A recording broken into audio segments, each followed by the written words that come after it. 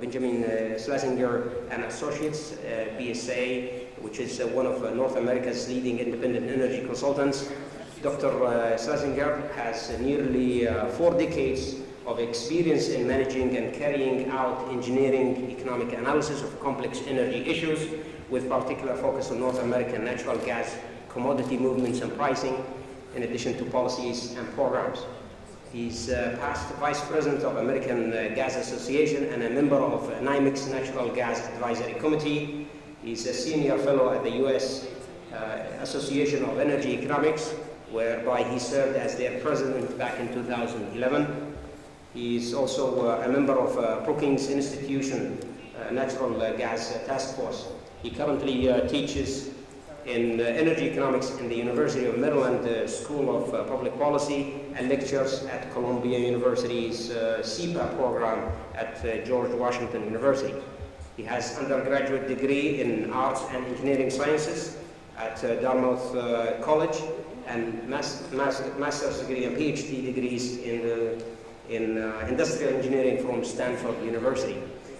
Dr. Slasingher will be talking about the U.S. shale developments as the foundation of today's session. And following Dr. Slasingher, we will have Professor Paul Stevens, and a lot of us know Paul as he has been a frequent visitor to the region. Professor Stevens is a distinguished fellow at Chatham House, the Royal Institute of International Affairs in London. He was educated as an economist and a specialist on Middle East. And this is the link at Cambridge and at the School of Oriental and African Studies. He's worked in the American University of Beirut from 79 to 93, with 2 years gap working as an oil consultant in the University of Syria. He was a professor of petroleum policies and economics at the University of Dundee, and now he's a professor emeritus at the University of Dundee and a visiting professor in the University College of London. Now he has published extensively on energy economics and international petroleum industry, energy development, economics, issues that relates to political economy of the Gulf region. He's also worked as a consultant for many companies and governments, and it's worth highlighting that back in March 2009 he was presented with the OPEX Award in recognition of his outstanding work in the field of oil and energy research. Dr. Stevens will be talking about the market fundamentals and dynamics in light of the recent US evolution rather than revolution in the US. And he will be followed, last but not least, with Dr. Jeff Brown from Facts Global Energy, who's serving as their president, and he currently leads FGE's oil and gas consulting teams based in Singapore. Dr. Brown, he rejoined FGE from JP Morgan, where he served as an executive director for global commodities research strategy. And before that, he served as a senior oil analyst at the IEA in Paris, whereby he co-authored the monthly oil market report and developed the IEA's short to medium term oil demand forecasting framework. He's also worked in the East-West Center in Honolulu as a research fellow. Dr. Brown comes with a PhD in economics from the University of Hawaii and a master's degree from the University of Texas at Austin. Without any further ado, I will turn the floor to our first speaker, Dr. Slasingher, who's going to be telling us more about the U.S. gas, maybe starting with the shale and then deviating probably towards the end of the presentation on oil. Without any further ado, the floor is yours. Thank you so much, Avid. It's a real honor to be here. This is my first trip, I guess my first full day in the Kingdom of Saudi Arabia, and everyone has been wonderful and kind, and I truly appreciate the hospitality. I spent 3 months in Algeria many years ago and was attempting to learn Arabic, but it didn't happen, so I have to apologize also for not being able to speak in anything but English, except to say shukran. That's all I knew. That ends account. The only thing I would correct in the kind introduction was the almost nearly 4 decades. It's actually written some time ago. It's more than 4 decades. I hate to admit it. So I want to thank the people who made it possible for me to be here, Dr. Nora Al-Yusuf for kind help, Professor Khalid Katlan, and Dave Williams of the IAE. So now, without further ado, how do I turn the slides? Oh, great. Pointed anywhere. Okay, great. So I'm here in my capacity as a senior fellow with the U.S. Association of Energy Economics, although I do have my own consulting firm focusing mainly on natural gas, contract negotiation, for example, for Oman LNG, due diligence for lenders, working with feed gas buyers in the North American market and others, plus a number of other things that we've worked on. And a word about the International Association for Energy Economics. I brought a bunch of these documents that tell you a little bit about this association. The main thing is the Energy Journal, which is something that I know we live by in my classroom at the University of Maryland. Energy conference is coming up next month in Turkey at Antalya. And then this fall in Pittsburgh, I'm playing a major role in kind of organizing that, chairing the opening session. This is not one to miss. Okay, just getting right to it. Shale gas. Shale is really the source rock for hydrocarbons. And if you look at the map on the right side of the slide, which shows the major shale producing oil and gas basins in the United States, it really resembles the historic conventional production locations. The Appalachian Basin, now it's the Marcellus and Utica. The South Texas conventional producing basin, now the Eagle Ford. The Williston Basin, now North Dakota's well-known Bakken, and so forth. The only one that's kept its name is the Permian Basin. And so, because this is the source rock, and because production has been taking place in these general areas for many years, these areas are well piped. For the most part, the transportation system and infrastructure is excellent to these areas, and this has been one of the reasons why shale production has been able to blossom. The chart on the left has a large green area that looks like it's declining. That's conventional gas. And the scale, if you can't read it, goes from the year 2000 up to the present time. So about halfway between, around 2008, gas production. This one shows gas. And I have to apologize, most of my own expertise is in the natural gas area. But with respect to shale, there's many things to say about both. In this case, gas production from shale began fairly quickly in 08 and 09 from different basins to the point where now shale gas is more than half the nation's gas production from almost nothing, only a half a decade ago or a little more. Conventional gas is declining, so the increase in shale gas is not the same as the increase in total production. Conventional gas is declining because it cannot compete with low-cost shale gas, not so much because it is depleting. The problem isn't so much depletion as it is competition. The gas is still there. It's too expensive. It's as though the supply curve reversed. Things we thought were expensive years ago are now inexpensive, and vice versa. And if you look at a chart of oil, which you'll have to imagine, I don't have it with me, but the oil chart is a little different. Essentially, conventional oil production has not declined very much. So the increase in shale, oil production from shales is essentially an overall increase, which is now about 4 million barrels a day. Pressing the wrong forward button. Thinking on my own computer. Okay, The most prolific of the shale basins for natural gas by far has turned out to be in an old producing region where oil production first began in the United States a little more than 150 years ago in western Pennsylvania and the surrounding areas. This is the Marcellus, which is now supplying a quarter of the U.S. gas market. The increase is truly staggering.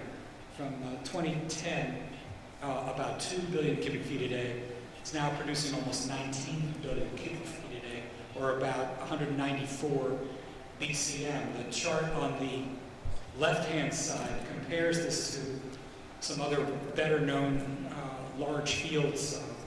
Yamal production potential in 2030, according to Gazprom, is a little over 300 BCM, with an estimated recoverable of 16.7. The largest gas field in Yamal is the Bovinenko, which is about 220 BCM. The Marcellus Utica, from essentially nothing, is now producing 194, and we think it's going to go probably to a little bit past Bovinenko before it begins to stabilize. And Qatar is shown here as well with 159, and its estimated recoverable is much larger than any of these other fields. So just a point of comparison of how enormous this field is. The recent price decline in oil, which I know we've been speaking about all day, has had some effect in the United States. It's had a major effect on oil rigs, not so much gas rigs. The percentage of rigs shown on the left used to be heavily tilted toward gas. The scale is unreadable, I apologize. This starts in the year 2000. And then drilling switched as oil prices rose, gas prices fell to the point where only under 20% of the rigs were looking for gas. But that's beginning to reverse, and on the right side, you see the number of rigs looking for oil rapidly declining, almost in tandem with price in the latter part of last year, while gas rigs also declined, but not nearly as much. What does it mean to say that the rigs are piled up and idle? Well, what it means is that it doesn't mean that much for production, unbelievably, because the kinds of methods that are used to produce oil and gas from shale are different fundamentally from the old-fashioned rotary rigs that were used 150 years ago in Pennsylvania. This is more like a manufacturing operation where the shale seam is lined by a continuous process of fracking and refracking, that is hydraulic fracturing, to a point where this has gotten more efficient. The charts on this slide show the rig count in blue in Marcellus and Utica fields, and in red it's the production per rig, gas production per rig, which has increased enormously. It used to take 3 or more months to set a rig in place, drilling rig. And then it was about a month and a half. Now it's about 3 weeks or so. So in effect, the resource is there. The storage, in effect, is in the rigs. And the rigs provide essentially an impact that I think Dr. Stephens will speak about in terms of potential price effects. Looking at all of this, there have been some significant changes. Obviously, the U.S. isn't importing very much gas any longer, not going to be importing LNG for some time. Our energy department is not an experienced agency in the oil and gas industry, not especially experienced, unbelievably. It's their job to approve exports. The DOE, as we call it, Department of Energy, commissioned a study on the impact of gas exports from the United States. The study concluded that the more we export, the better off the country is. I don't know how they could have concluded anything other than that, but for the DOE, that was an unfortunate conclusion because now the DOE has no stopping point. that can't really deny an application to export anymore because their own study says it's good. The FERC, which is the Federal Energy Regulatory Commission, also has an approval role. They approve the individual facilities, and they are very experienced in the industry, and they've been gradually approving some projects. So far, we have a large number of projects approved, more than, I guess, Qatar exported last year for LNG, but I don't think that we'll actually have our exports go that high because it's really the markets at this point that are going to decide how much gas the United States exports as LNG, not so much the regulators. And the markets are beginning to pull back. We're seeing more projects deferred than announced these days. There's also a interest in exporting oil. This arises not so much because the U.S. doesn't need to import. We're still taking well over 1 million barrels a day from here, and about 3 million barrels a day from Canada. The U.S. needs these imports. We are still import dependent for oil, and it's going to stay that way for some time, in my view. I guess the issue is more what kind of oil we're producing. We're producing from shales a very light, condensate-rich crude, as I think many of you know, as opposed to heavier crudes from Canada that we're receiving and that we're producing in places like California. So we have a dilemma that our refineries are not geared to deal with the kinds of oil supplies that are coming off the shale fields, and it would be much better to export that and continue to import the heavier crudes to keep our refineries full. Now, I guess the last 30-second description that I've just given of why we should probably export oil seems to be above and beyond the politics in the United States. So I'm not sure whether we're going to be exporting any oil or not, despite the fact that it might be optimum from the industry's perspective. We probably should do so. So I'm going to skip through some of these slides dealing with price that I had in deference to Jeff and to Paul. This just, I think, is interesting that on the left, this plots monthly Henry Hub gas prices, Texas oil prices, West Texas Intermediate oil, and Brent. And in the early part, and once again, I guess it is good, it's readable. Hopefully, it looks like it's been translated to Arabic. Correct. So on the right, at the left side, you see from around 2000 on, in the early part of the last decade, oil and gas prices in the United States were really in tandem. They were almost the same. And people wrote nice papers saying that oil prices and gas prices are the same. Then following some upsets and a shale revolution, I guess, we've had a real divorce between oil and gas prices. We've also had some phenomenally, I'm going to skip this one over, we've had some not really interesting regional effects. The field price in Pennsylvania, which is really the heart now, no longer Henry Hub, it's really Pennsylvania that's the heart of gas production in the United States, 1/4 of our gas, as I mentioned.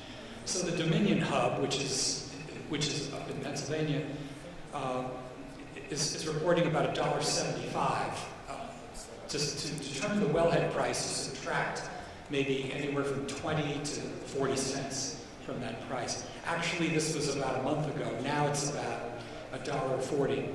Henry and the other prices are all pretty low as well. Whoa, there's New England at $11.67. You know, what's going on there? Well, it turns out there's a bad market failure taking place in New England. And as a result of their electric power market failure, there is insufficient gas pipeline capacity to that region. These are winter prices. And so New England is paying the highest prices in the world for gas for the last couple of months, higher even than Japan in some of its contracts, and certainly higher than Europe. That's come down now that winter is over, although I don't know if it's really over in New England, but the prices have finally come Where there's good pipe capacity, this shale gas moves around the country. Where there isn't, it doesn't. So the last slide I'm going to spend any time on is the environmental questions surrounding shale and so forth. There's a lot of writing about this, and some of it's really outrageous in my view. Whenever complaints have taken place about groundwater contamination, the Environmental Protection Agency has found that the contamination usually pre-exists fracking.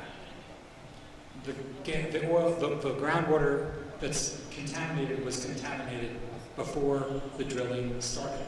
It sounds crazy. In a few cases that's not true, but those were errors on the part of drillers. There used to be a problem with secret composition of frac fluids. Now we have something called fracfocus.com, and most producing states just require disclosure. And there's some interesting effects that's had. The environmental movement is a little split on fracking. The Environmental Defense Fund has been going through some very serious studies about methane release into the atmosphere and has found that it's quite controllable. While there have been methane releases, it's very easy to control. In fact, the financial incentive is there to control it anyway, even at $1.75. Why throw it away? The Obama administration recently announced major rules about green completions for fracking, and I think it's not going to make much difference because, in fact, it's pretty green anyway. I had some slides on gas demand and gas use that you can look through and ask questions afterwards. Replacing old coal is really what gas demand is. What is soaking up gas, excess gas in the United States. And that's a real plus for CO2 emissions.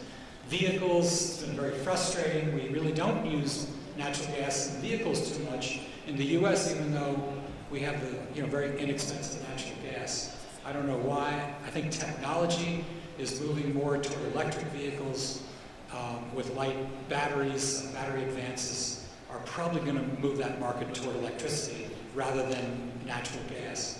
This is a picture of my car fueling in Delaware. It's great, but remember, even though it's an electric car, the marginal source of electricity throughout much of the United States is natural gas. So this is just really a highly efficient natural gas vehicle.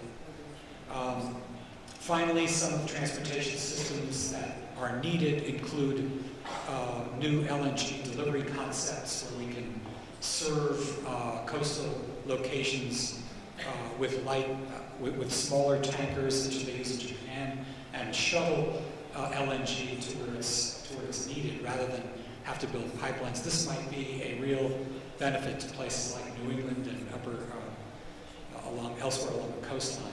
One last just word. Everybody's got shale gas. Where there's conventional production, there's shale. By all means, this country has enormous shale resources. When I read, the kinds of studies that this morning's speaker rightly made fun of, the Hubbard and other studies, it's really pretty funny. Peak oil. I have to laugh because there isn't any peak oil.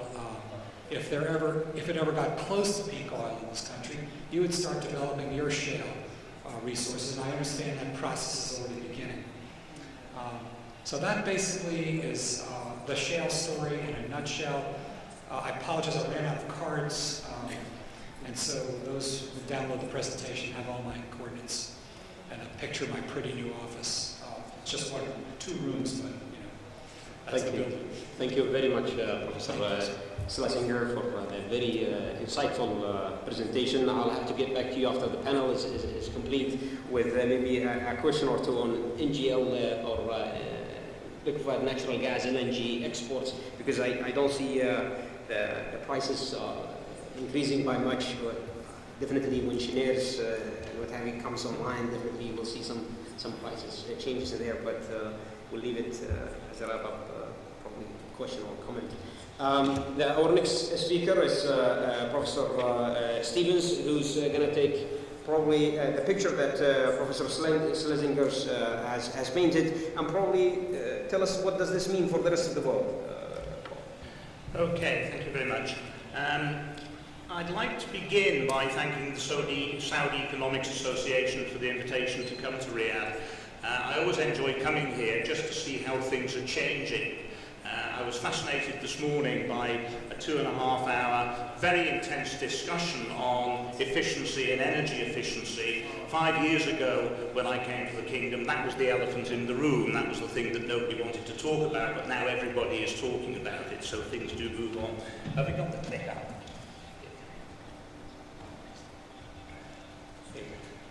Thanks very much. What I want to talk about, I want to begin by talking a little bit about what is this shale technology revolution, and just to add a few things to the things that Ben has been talking about.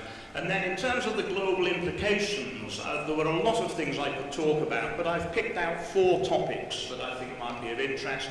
The first is the implication for US energy independence and the economic and geopolitical consequences of that. The second is something that I've been calling for the last few years OPEC's dilemma, which explains why the oil prices collapsed. Then, in a rather more technical mode, as an economist, one of the main consequences of the shale technology revolution is there has been a significant change in the price elasticity of supply for oil. The whole cost structure of the industry has significantly changed. And then finally, if I have time, I'll talk a little bit about the impact on LNG markets. So let me start with a discussion of what is shale technology revolution. If you want to know the difference between conventional and unconventional oil and gas, if you go onto the United States Geological Survey website, you'll find pages and pages of incomprehensible jargon coming out of geology and engineering explaining the difference between the two. As a simple economist, I take a much more direct approach and say the difference is this. Conventional oil and gas, if you drill a hole in the ground, it flows commercially. Unconventional gas, if you drill a hole in the ground, you have to do something else. It's not sufficient just to drill to get the commercial flow. And that something else is extended reach horizontal drilling, so you drill vertically then horizontally, and multi-stage hydraulic fracturing, which involves injecting water, chemical and sand at very high pressure into the structure to fracture it. Now, several characteristics of this revolution are worth emphasizing. First of all, this is not new technology. It's been around for a long time. Horizontal drilling was developed in the 1930s, and the first well was fracked in 1947. Another important part of the story is the key role played by US government funding basic scientific research into low permeability operations. This was absolutely important, and it was absolutely important because it was the source of research that private companies wouldn't and shouldn't do. No private company is going to pay Isaac Newton to sit under his apple tree and discover the laws of gravity, because the laws of gravity have no commercial value whatsoever. So if without that government intervention, the shale technology revolution would have been a lot longer in coming. And then the final point to make is, so far, and I emphasize so far, the shale technology revolution has really only happened in the United States. Just to reiterate some of the things that Ben was talking about, you see here the top right-hand diagram shows the red bit is shale gas production, and you can see there that it rises very dramatically from about 2008 up to 2013, and then below that you see the domestic oil production increasing, which also includes tight oil. Now, attention has focused on the revolution over the last few years, precisely because of the information contained in those diagrams. But people forget that this overnight revolution has been over 30 years in the making. It's taken a long time in the United States to gather the necessary information, to gather the development of the technology to make it happen. Now, the interesting question is, why did it happen in the United States? And can it be replicated elsewhere? Well, the reason it happened in the United States is because the United States had certain characteristics which made it happen. Now, so far, I've got up to 16 different characteristics. Don't worry, I have no intention of reading the slide, and you probably can't read it anyway. But there are 17 different characteristics ranging from favourable geology, competitive dynamic service industry, easy access to risk capital, etc., etc. And as you can see, for the United States, as you go down those characteristics, each one has a tick, has a yes next to it. If you look at the rest of the world, in most cases it's either a no or a question mark. In other words, trying to replicate those characteristics is going to be rather difficult outside of the United States. That's something we might like to come back to in the Q&A, because I'd be interested to hear what's happening here in Saudi Arabia. Let me then spend the most of my time talking about the global implications, and I'll start by thinking about US energy independence. The diagram here shows the 5 scenarios developed by the Energy Information Administration looking at what's going to happen to the net import share of liquid fuels between 2005 and 2040. 2 of those scenarios, the red and the blue, show that as we move towards the 2030s, then the net import share goes down to 0. In the blue case, it actually goes negative. In other words, they become an exporter. Energy independence is defined as becoming completely non-dependent on importing liquids. So 2 of those scenarios actually show that imports of liquids into the US will disappear. It's important to note, however, that half of that reduction in both scenarios is the result of demand-side factors, in other words, improved energy efficiency, rather than increased supply coming from the shale technology revolution. Now, this is going to have interesting consequences. An economic consequence worth mentioning is the fact that something like half the US current account deficit is energy. So, as we move towards energy independence, this means that half of the US current account deficit is going to disappear. What is that going to do to the value of the dollar? I don't know. I gave up macroeconomics a long time ago, but it's certainly going to have some impact on that. There are also questions over the geopolitical consequences if the US becomes energy independent. 2 of the commonest implications that I hear being bandied around are, first of all, the US will give up interest in policing sea lanes, and secondly, it will give up interest in the Middle East. I think both of those views are seriously mistaken. Superpowers police sea lanes. It's what superpowers do. It's what makes them superpowers. As far as losing interest in the Middle East, that view assumes that it has been oil that drives US foreign policy in the Middle East, and I would strongly argue that on very, very few occasions has oil been an important factor. There are other issues that drive US foreign policy in the Middle East. Also, as well, it's worth remembering, the oil market is one big pool. So if, because of some sort of event in the Middle East, the oil price is $200 a barrel in Ras Tanura, it's also going to be $200 a barrel, give or take, in Houston. In other words, the switch of concern will be away from conventional physical security of supply concerns to concerns over the macroeconomic consequences of price volatility. There will also be other economic impacts as well. Again, as Ben pointed out, one of the consequences of the shale gas revolution in the US is that the US is using less coal.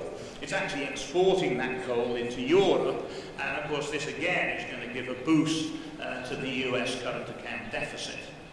Also, as well, we're seeing a very significant petrochemical revival in the United States. This has important implications for this part of the world. If I can offer you a piece of advice, if you're looking for a good career for your children, get them to go into law and specialise in WTO cases where one country accuses another country of dumping and underpricing. This is going to become an increasingly important issue. Let me turn to the second impact, which is what I called OPEC's dilemma. OPEC's dilemma is a very simple idea. The Arab uprisings, which kicked off at the beginning of 2011, have meant that Arab oil producers have needed significantly higher oil prices in order to be able to assuage the concerns of their population, or putting it another way, keep the kids off the streets. The top right-hand diagram shows estimates from Al-Yasui and Apicor as to the break-even price of various OPEC members. Now, this is a bit more sophisticated than just a sort of budget deficit sort of exercise, but it's a good indication. And based on the figures, in 2008, Saudi Arabia needed around $50 a barrel. The estimate for last year was around $100 a barrel. Now, I know that is much higher than the sort of the official figures, but as I say, it's a bit more sophisticated than just a simple break-even price. Now, that's all very well. So what's the dilemma? The dilemma is they need a high price, but high prices will lead to demand destruction on the one hand and increase non-OPEC supply on the other. And this, of course, is where the shale technology revolution kicks in, because it's the shale technology revolution in the US that has been leading in the increase of non-OPEC supply. Now, that situation is unsustainable, as predicted, and here, forgive me if I seem a little smug, for about 2.5 years now, I have been predicting exactly what was going to happen to oil prices. Unfortunately, I didn't know what the timing was. If I knew what the timing was, I wouldn't be sitting here, I'd be sitting on my yacht in the Caribbean, because I would be a very rich man indeed. Nonetheless, the general direction was perfectly clear. What about the third implication in terms of price elasticity of supply? Now here, forgive me if I go into my professorial mode and presume to give you an Economics 101 lecture, but I just want to make sure people understand the difference between break-even prices and shut-in prices. The break-even price is the price that will influence new capacity development. In other words, this is going to influence supply 3, 4, 5, 6 years out. Now, what is the break-even price for light oil, tight oil, shale oil, whatever you want to call it, in the US? Well, first of all, there's huge variations depending where you are. The conventional number that received a lot of attention last year was between $60 and $90 per barrel. This is horribly overstated, and it's horribly overstated because it ignores the fact that for the last 5 years, up until the last 6 months, there has been a major boom in projects in the United States. If you have projects, lots of people wanting to do projects, costs go up inevitably. The break-even for WTI, well, the sort of numbers that the more realistic numbers for Bakken is between about 29 and 41 based on a report in Bloomberg. But as I say, break-even price is not the relevant price for the immediate market situation. That will affect supply several years down the road. What really matters is the shut-in price. This is the price that will determine if you are an existing producer and the price is low and you may well be losing money, do you close or not? Well, the economics bygones rule says if you're covering variable costs, short-run marginal cost, you will carry on producing. So the shut-in price is very much lower than the break-even price. Conceptually, we know what it is in terms of economic theory. It's the short-run marginal cost of the highest cost producer. In reality, this number is very low. Certainly, it's well below $40 a barrel. And the Bloomberg study that I quoted for break-even prices puts the variable price in Bakken at $15 a barrel. Also, many of the operators are very, very highly leveraged. The whole shale technology revolution in the United States has been built upon a mountain of debt. The operators need every dollar they can get to keep the banks off their backs. Also, there's been quite a lot of hedging going on. So estimates suggest between 15 and 20% of this year's production of tight oil in the US is being sold at prices from June of last year, in other words, relatively high prices.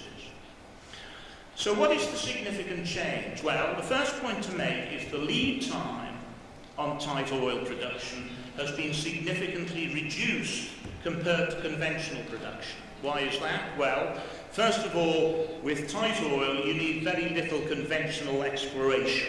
You know where the plays are, you're trying to find the sweet spots. So far, it's predominantly onshore, which of course means it's a lot cheaper than being offshore, and it's also being found in areas with existing infrastructure. So again, this is going to affect the speed with which you can develop the fields. It's also being developed by a large number of small-scale individuals, as we say in English, dodging and weaving. It's all very, very flexible. At the same time, the unconventional technology is improving all the time. So all of this means that when you think about conventional oil and think about lead times on those projects, you're looking maybe 5 to 10 years. For tight oil, the lead times you're looking in terms of months and not years. The price elasticity of supply is also becoming more asymmetrical depending whether prices are rising or falling. There is now a very defined ceiling on oil prices. In the United States, there is a new phenomenon. It's called a frac log.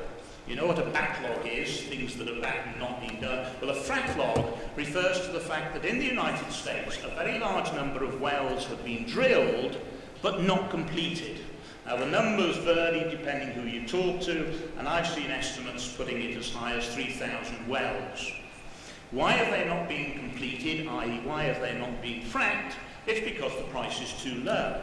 But what that tells you is as the price begins to rise, very quickly it will reach a level where the operators will start to frack those wells. In other words, you will then have, if you like, a surge of new production coming into the market, which will cut off any tendency to increase prices. So we now have, at least in theoretical terms, a defined ceiling to prices. There's also a defined floor on prices as well, because as prices fall, project costs fall as well. So both the break-even and the shut-in prices go down. This has dramatically changed the international oil industry, the fact that we now see a new cost structure. Finally, in the last couple of minutes, let me just talk a bit about the impact on LNG markets. Now, this is a lovely slide, it's a lovely diagram rather, which talks about the perils of forecasting. The diagram comes from the EIA's Energy Outlook in 2006, and it shows the projection of imports of natural gas into the United States. And as you can see, unfortunately I can't read what the horizontal thing is, but it's basically saying that by the time you get to 2040, the United States was going to be importing 4.5 TCF of LNG. Now that is equivalent to 6 Trinidad and Tobagos or 4 Indonesias. It's an awful lot of LNG. And this was what was expected in 2006. The result was, of course, everybody and his friend, and the Australians, all went out and built large numbers of LNG plants, or started to build them. Those LNG plants are now coming on stream, and so effectively, for the foreseeable future, LNG will be a buyer's market, and LNG is going to be accessible at fairly low prices. There's also the prospect of seeing the US LNG competing with Gulf LNG, although I have a number of reservations about this. Ben mentioned some of them. There are growing pressures, lobby pressures in Washington to try and restrict the export of gas from the United States. This is coming from two sources. It's coming from the sort of political side where people are saying, I thought the whole idea was to become energy independent. If we want to be energy independent, why on earth are we exporting gas? And the second source of pressure is coming from the US petrochemical industry, who are saying, why on earth would you want to export gas to push domestic prices up when we can carry on developing petrochemicals?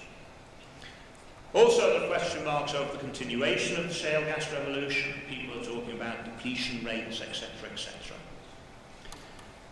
At that point, I will stop. There's some references there that you may be of interest to. I assume that the presentation will be made available to you on the association website. Thank you very much indeed for your attention. Thank you very much, Paul, for the presentation. Very insightful, and definitely we've taken away the message that the shale is here to stay, and it may not be a short-term game, as you Probably you have indicated to the elasticities, probably the short term is quite elastic, but as we go forward, a lot of the factors that we have in the market now, whether it's hedging, whether it's 2,000, 3,000 backlogs or fracklogs that we have will definitely alter the market, probably setting a certain constraint of some type into the market that may hang around for quite some time. Now, we have heard, Jeff, about the U.S. shale, whether it's in shale oil or shale liquids that potentially could get exported after stability or so. But one way or another, it will find its way to the international market, either backing off some oil that otherwise would have been imported in the U.S. But definitely, it's not only an energy security and less import volumes for the U.S., but it will definitely shape up the dynamics of the crude flows around the world, and knowing that FGE is quite into the Asia-Pacific basin, whether it's refining or crude supply-demand balances. If you could probably allude into what does that mean to the prices, and how does that probably propagate further into chemicals and refining? If you could be kind enough, please.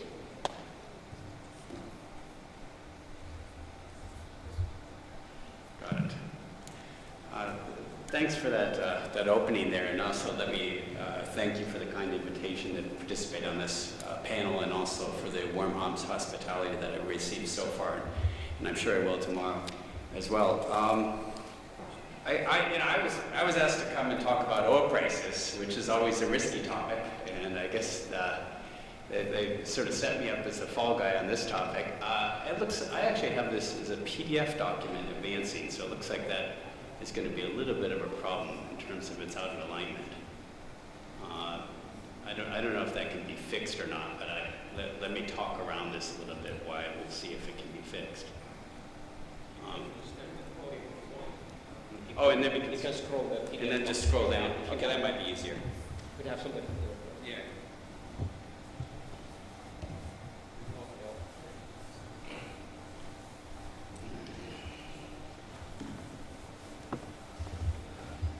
There we go. Thanks for that technological wizardry.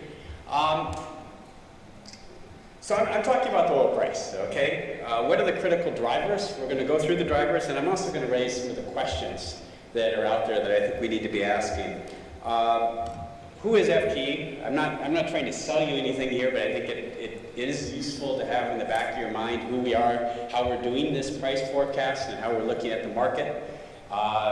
FGE's been in existence for 30 years. We have about 70 people on staff. We specialize in oil and gas.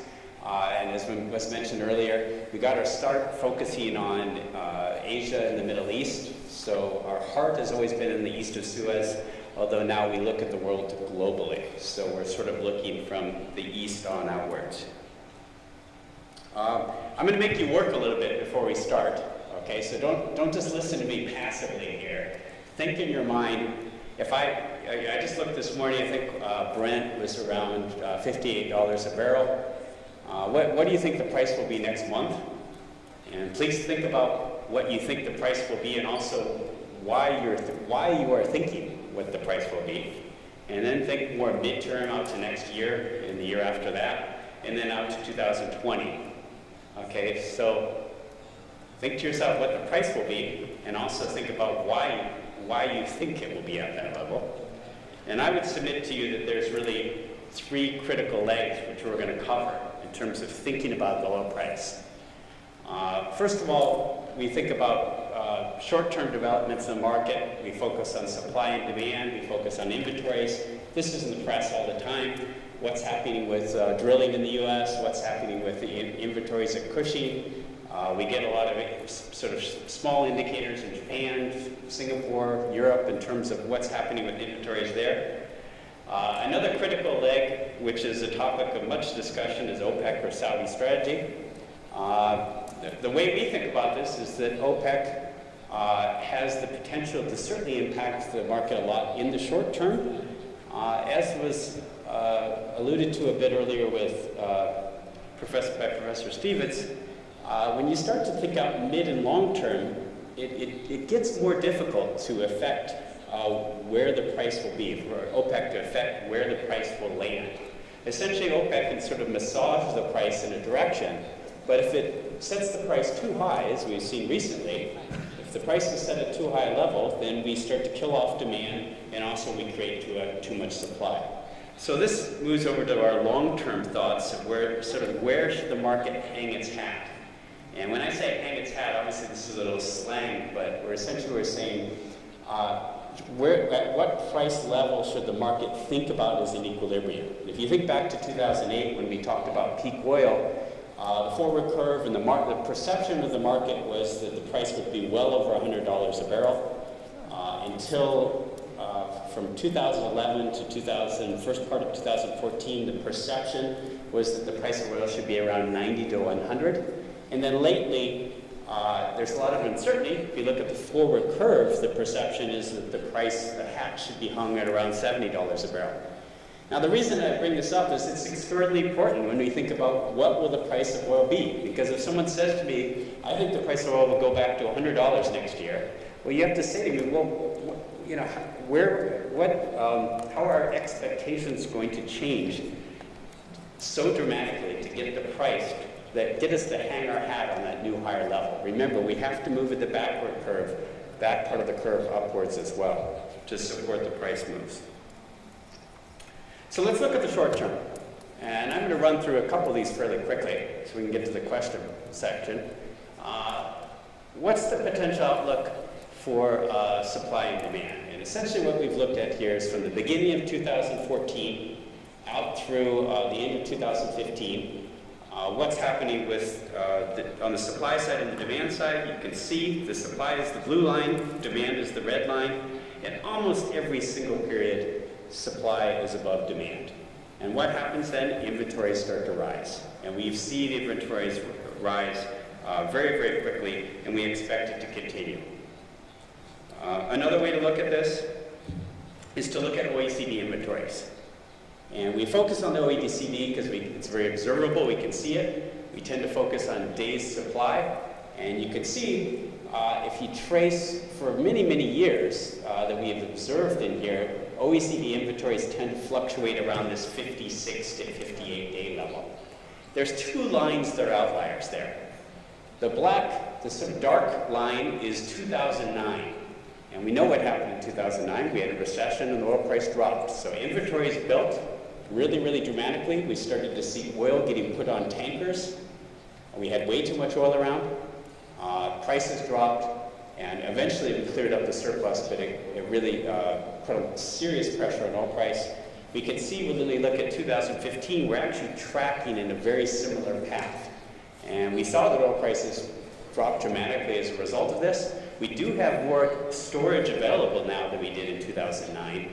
But as we move out of the next few months, we project that we'll continue to see very strong pressure, downward pressure on oil prices, because we simply have too much oil when we look out for the second quarter. So again, we think we're going to see a repeat of what we saw there in 2009, where we're going to be way oversupplied, we're going to fill up storage, and we're going to start to have to put oil on tankers. And when that happens, at the front of the curve, you'll start to see these big gaps down in oil price. So actually, in the near term, we're frankly quite bearish on oil price. The question then will become, will OPEC act in some way to tighten up the market? Frankly, if oil prices drop down below $40 a barrel, which we think could happen, in our view, it would make some sense for OPEC to step in and say, okay, let's tighten up the market a little bit here because we don't think this is a sustainable long-run price. We talked quite a bit. We talked about the U.S. Already. I'm just going to make two quick notes on it. One, this shows you for different price points what we would expect for U.S. production. So you can see it in multiple different colors. We've looked through individual fields, the major fields, and looked at different areas, how production would get impacted in our view in these particular fields. Two things to take away here. One is it's really an escalator, an elevator. You can't really say at $50 U.S. reacts at 60. It's a continuum. And also the other thing, as was mentioned earlier, the costs are dropping. So it's an elevator. or an escalator, and that escalator is sort of reaching different floors. Okay, it's moving even as we speak.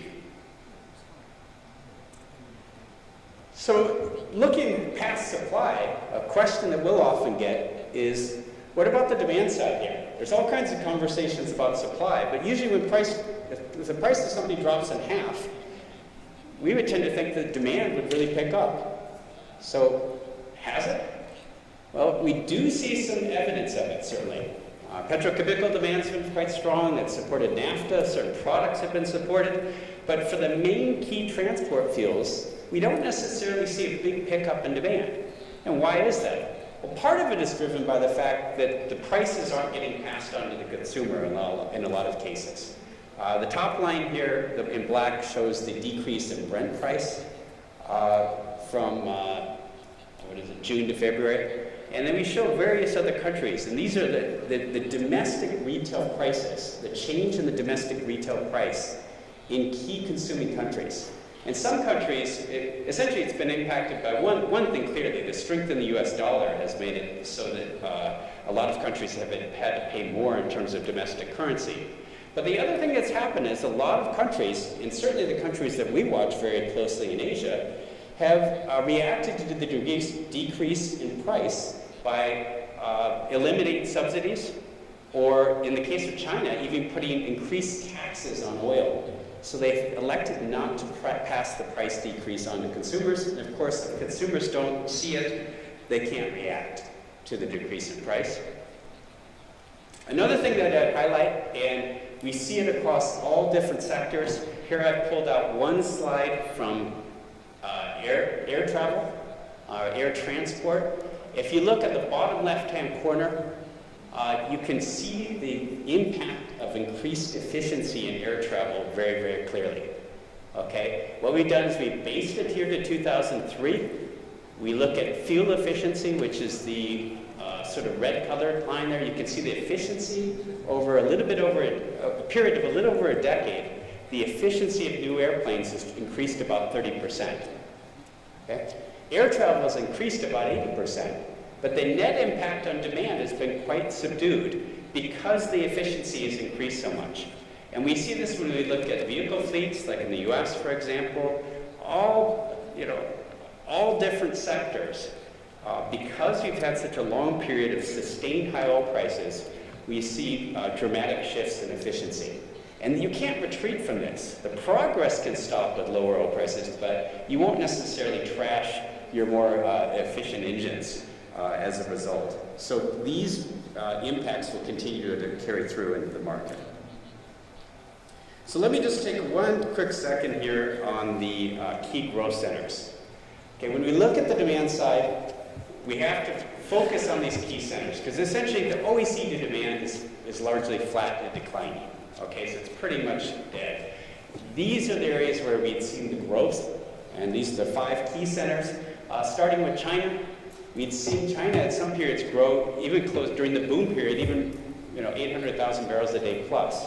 Now going forward, it's going to be much, much weaker. Okay, there's certainly pockets of strength. For example, gasoline demand is very strong in China, but diesel demand is flat last year. What's happened in China? It's really quite clear if you look at it.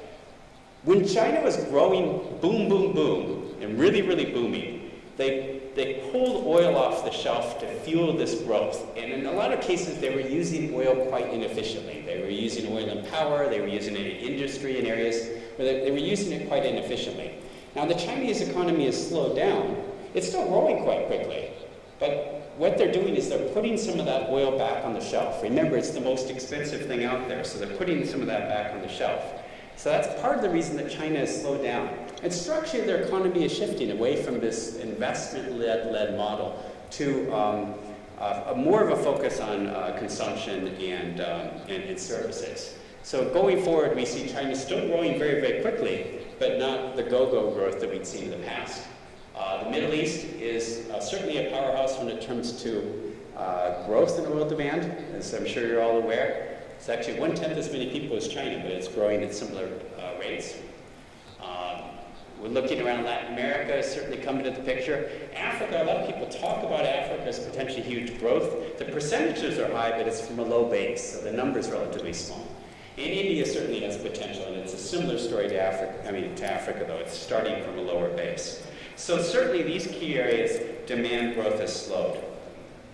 So let's put it all together.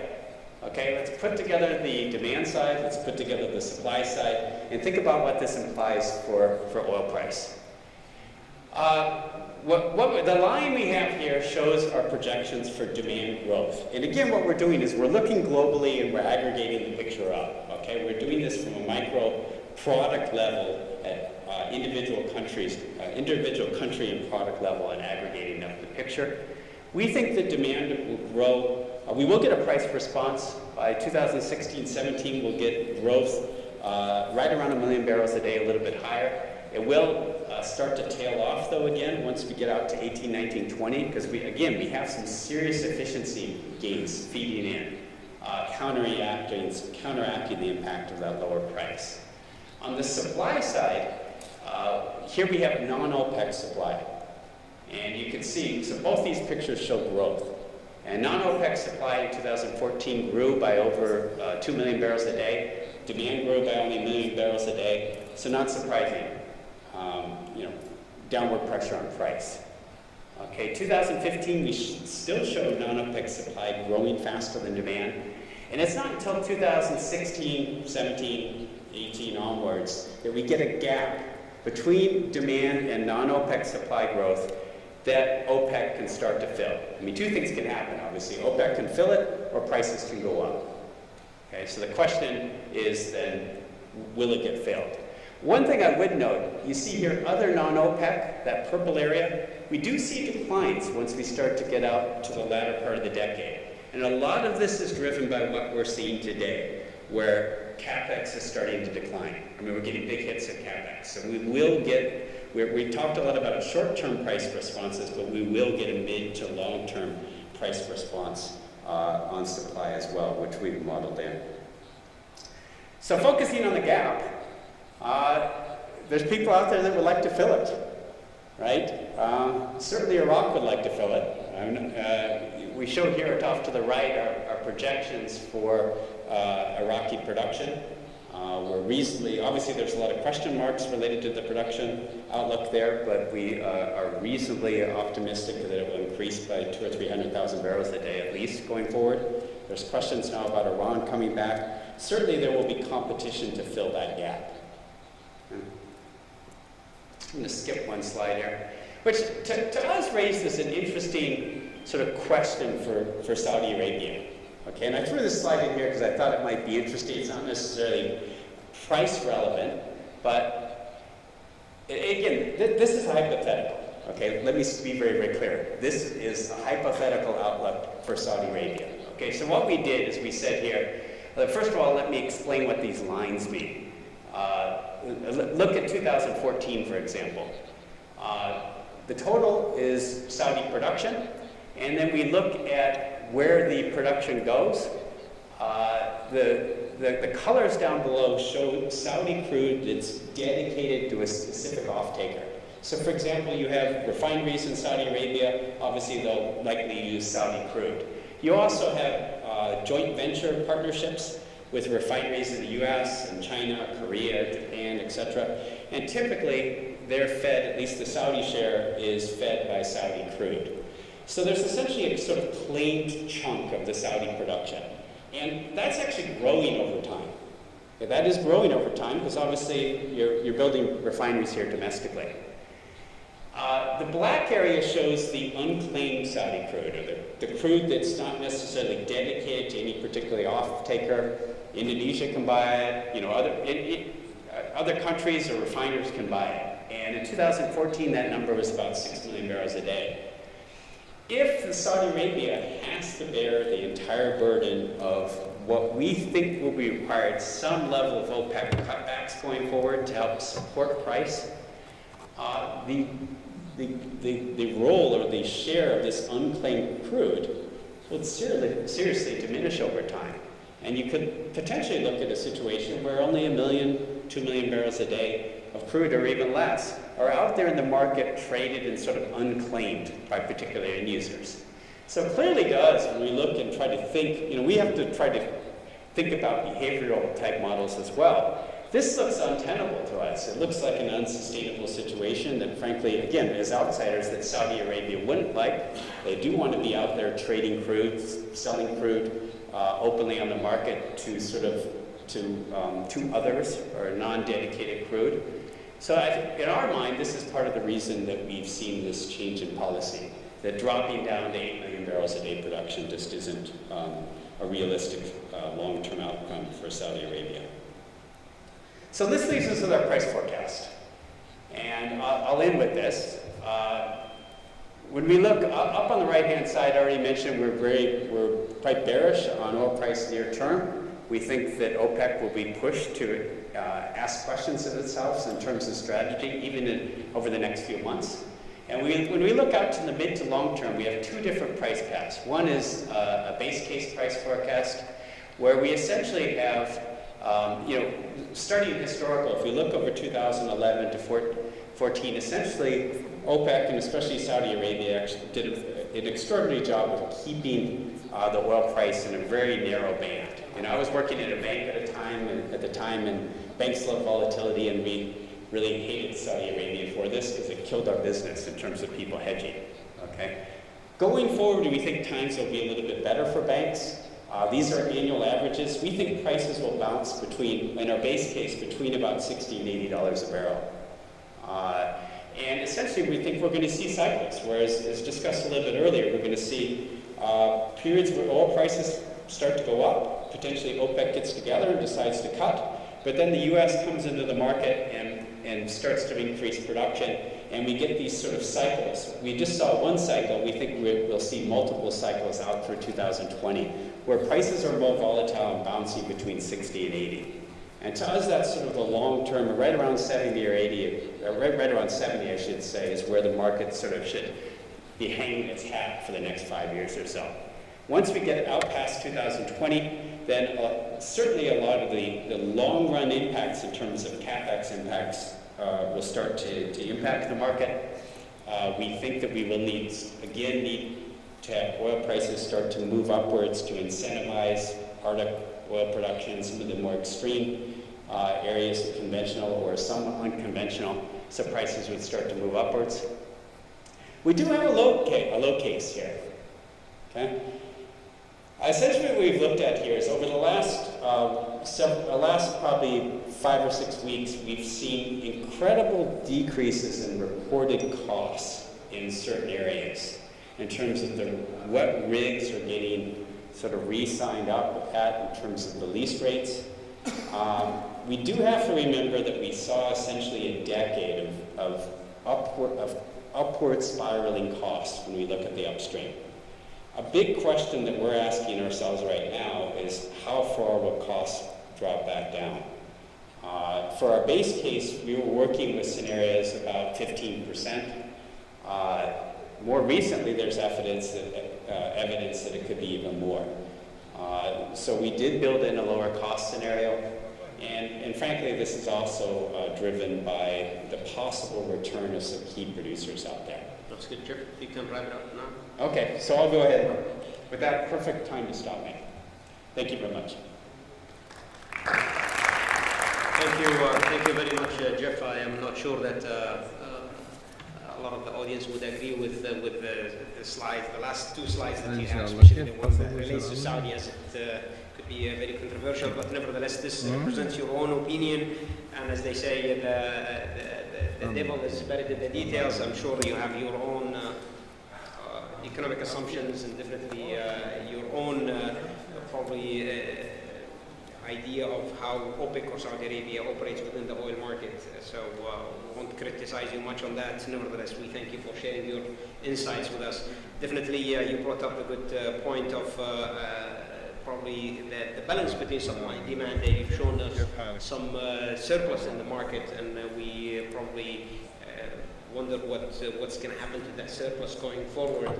Is that going to be eliminated as the Asian refineries get into shutdown mode for maintenance later this year, and therefore we would see probably a drawdown in these commercial reserves anytime soon. Would that hit the peak in the U.S. and other places in the summer, as we have heard? What's your probably view, if you could just elaborate a little bit on the SPRs and CPRs balance probably throughout the rest of this year, and what's going to happen to the investment, because investments is going to be definitely a very strong factor going forward. It will affect the U.S. as well as many other IOCs and non-OCs. We've seen the IOCs cutting down by a significant chunk. Same goes for NICs, and definitely the U.S. share producers.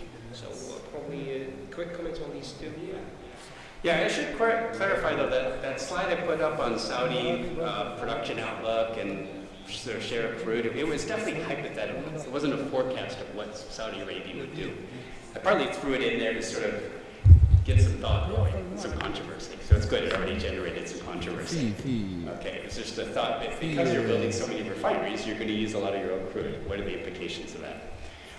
So related to your questions, what's going to happen through the rest of the year? We've seen dramatic builds in U.S. inventories, but basically what we're doing, step back here, we're forecasting, we're taking a look at demand going forward, we're taking a look at supply, so the crude we think that will come out of the ground. If OPEC doesn't cut back, then we see very large increases in inventories, right? We've seen them already in the U.S. U.S. inventories have increased dramatically. We think the next part of the story will be increases in inventories outside the U.S. So through the rest of the year, as I mentioned, we think prices will drop. We potentially even think by June down below $40 a barrel. That's a big call, but we'll see what happens. And then the remainder of the year will really depend on two things. How OPEC reacts to that price drop, because you rightly point out, if we do go that low, it'll imply that we have a lot of inventory at hand. I should say it'll depend on three things. How OPEC reacts, because our forecast assumes that there's no reaction. If prices drop down to that level, how much of a supply response will we see where we may see some shut-ins in some areas, okay, some of the more marginal fields. And then, I forget my third. Investments probably we can carry it to Paul Stevens if he can elaborate on the investments. He's talked about shut-in costs and half cycle costs. Could you elaborate on the investment, what's going to happen, and how does it really impact our name? Well, I think we need to think about two players here, the IOCs and the NOCs. Certainly all of the IOCs are announcing significant cutbacks in their capital expenditure, which is obviously going to affect supply as we go forward.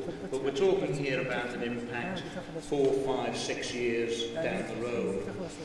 The NOCs are also going to be struggling because a lot of the NOCs, the national oil companies, get their funding from the government. At these sorts of oil prices, governments do not have spare money. In fact, they're desperately trying to find ways of managing budget deficits, which means that a lot of the national oil companies will find themselves starved of funds. So the implication of this is that as we move 5, 6 plus years down the road, there is the potential that if demand continues to increase, and that, I have to say that's a big if, I remain very sceptical about this, but if it does, then there is potential to reach a point of a supply crunch, where all of a sudden demand has been growing, supply is not, capacity has not been growing, so we go back into a sort of cycle of shortage and prices go back up again. But that's 5, 6, 7 years at least down the road. And maybe back to the natural gas liquids and NGL exports from the U.S. A quick word on that. Sure, I think you probably meant NGL, LNG, liquefied. Yeah, I think this will go to 80 to 120 BCM, so 60 to 80 or so MPTA by 20 or 22. I think the thing to understand is that the gas exports, LNG exports, are really going to be market limited. The debate is over on gas exports. It's true that the chemical manufacturers objected early on, but in fact, they never really objected to levels like this. They were objecting to 20, to 500 BCM or something like that. So the argument is really over oil exports, not so much over gas. And I think that too will be allowed, but in a more limited way. We're already allowing some sort of direct export of condensates coming from wells. And I don't think it's going to affect the price very much. I think our work at Brookings and a number of other academic institutions have pretty well modeled this to suggest, including the EIA as recently as last October, that we're really looking at about a 4% impact on the price of gas, and even less than that to consumers, because so much of the price of gas to ultimate consumers is hardware, steel, infrastructure that isn't going to be affected by energy. That's very interesting. Thank you very much.